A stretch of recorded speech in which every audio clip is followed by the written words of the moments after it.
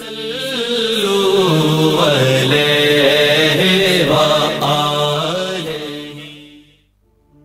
بسم الله الرحمن الرحيم.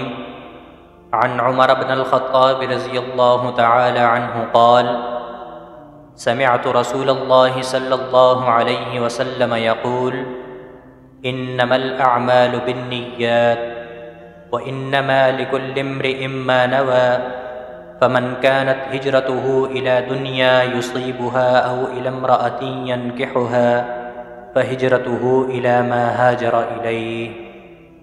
حضرت عمر بن خطاب رضی اللہ تعالی عنہ سے روایت ہے کہ میں نے نبی کریم صلی اللہ علیہ وسلم سے سنا، آپ صلی اللہ علیہ وسلم فرما رہے تھے کہ تمام اعمال کا دار و مدار نیت پر ہے، اور ہر عمل کا نتیجہ ہر انسان کو اس کی نیت کے مطابق ہی ملے گا۔